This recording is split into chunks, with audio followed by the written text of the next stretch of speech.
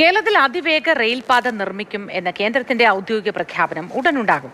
പദ്ധതിയുടെ പ്രാഥമിക വിവരങ്ങൾ പുറത്തുവരുമ്പോൾ തന്നെ ജനങ്ങൾക്ക് ഒരേ സമയം പ്രതീക്ഷയും ആശങ്കയുമുണ്ട്. വിമാനത്താവളങ്ങളെ ബന്ധിപ്പിക്കുന്ന കാര്യത്തിൽ ജനങ്ങൾക്ക് സന്തോഷമുണ്ട്. അതേസമയം സ്ഥലം ഏറ്റെടുപ്പിന്റെ കാര്യത്തിലാണ് പലരുടെയും ആശങ്ക.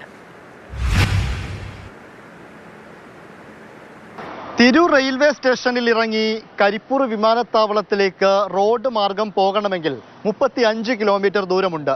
കോഴിക്കോട് നിന്നാണെങ്കിൽ 26 കിലോമീറ്റർ ദൂരം. അടിയന്തര ഘട്ടങ്ങളിൽ തിരക്കേറിയ റോഡിലൂടെ വിമാനത്താവളത്തിലേക്ക് എത്തുകയെന്നതും സമയമെടുക്കുന്ന യാത്രയാണ്.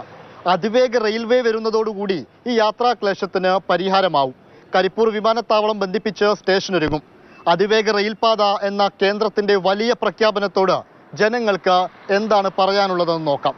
അതിവേഗ റെയിൽപാത വരുമ്പോഴും അത് കടന്നു പോണ വഴിയുള്ള ആൾക്കാർക്ക് ആശങ്ക ഉണ്ടാവും. പക്ഷേ എന്നും വികസനം വേണം, അതിൻ്റെ ഒരു കാഴ്ചപ്പാട് തന്നെയാണ് നമുക്കുള്ളത്. പക്ഷെ അതിൻ്റെ കൂടെ അതുകൂടെ പോണ ആൾക്കാരെ ആശങ്കകൾ ആറ്റും വേണം.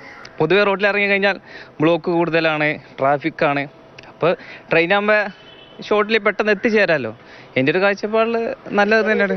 പല ആളുകളെ വീടുകളുടെ സെൻറ്ററിൽ കൂടി ഒക്കെ അന്ന് പോയിരുന്നത്, അതുകൊണ്ടൊരു ആശങ്ക ഉണ്ടായിരുന്നു. എന്നാലും പുതിയ പദ്ധതി വരട്ടെ, ജനങ്ങൾ ഇഷ്ടപ്പെടും, സ്വാഗതം ചെയ്യുന്നു.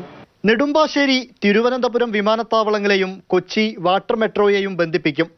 തിരുവനന്തപുരം മുതൽ കണ്ണൂർ വരെ നിലവിലെ ട്രെയിൻ സംവിധാനത്തിൽ യാത്ര ചെയ്യണമെങ്കിൽ 8.5 മണിക്കൂർ സമയമെടുക്കും.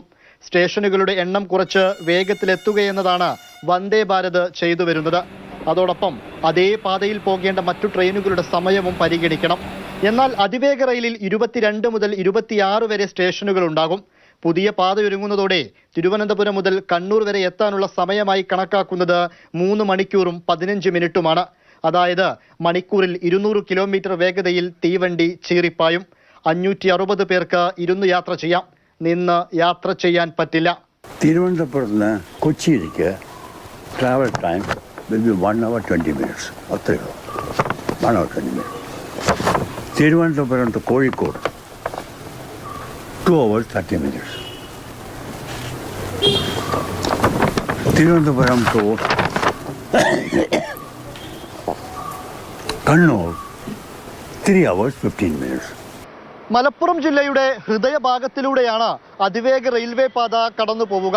മലപ്പുറം ജില്ലയിലെ തിരൂർ, എടപ്പാൾ, കരിപ്പൂർ എന്നിവിടങ്ങളിൽ സ്റ്റേഷനുകൾ ഉണ്ടാവും. കോഴിക്കോട് ജില്ലയിലെ കൊയിലാണ്ടിയിലും വടകരയിലും കോഴിക്കോടും സ്റ്റേഷൻ ഉണ്ടാവും. നേരത്തെ കേരയിൽ പദ്ധതി പ്രഖ്യാപനം വന്നപ്പോൾ ജനങ്ങൾക്കുണ്ടായിരുന്ന ആശങ്കകളിലൊന്ന് സ്ഥലം ഏറ്റെടുപ്പായിരുന്നു. അതിവേഗ റെയിലിനായി കൂടുതൽ സ്ഥലം ഏറ്റെടുക്കേണ്ടി വരില്ല. കൂടുതലും മേൽപ്പാതകളാണ്. 25% തുരങ്കപാതയുമാണ്. ഭൂമിയിൽ നിന്ന് 7 മീറ്റർ താഴെയായിട്ടാണ് തുരങ്കപാത നിർമ്മിക്കുക. 5 മുതൽ 10% വരെ നിരപ്പായ സ്ഥലവും ഉൾപ്പെടുത്തും. തൂണുകളുടെ പണി കഴിഞ്ഞാൽ ഏറ്റെടുത്ത സ്ഥലം വ്യവസ്ഥകളോടെ തിരിച്ചു നൽകാനും കഴിയും.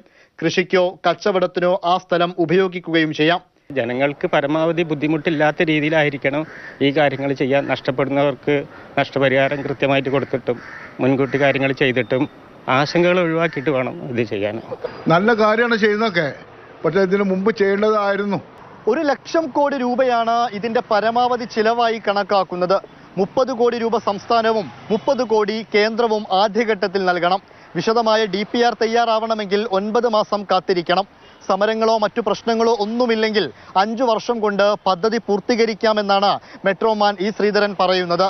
പദ്ധതി യാഥാർത്ഥ്യമായാൽ കേരളം അതിവേഗത്തിൽ സഞ്ചരിക്കും. ക്യാമറമാൻ അനീഷ് തോട്ടക്കാടിനൊപ്പം ഇംതിയാസ് കരീം, മാതൃഭൂമി ന്യൂസ്, മലപ്പുറം.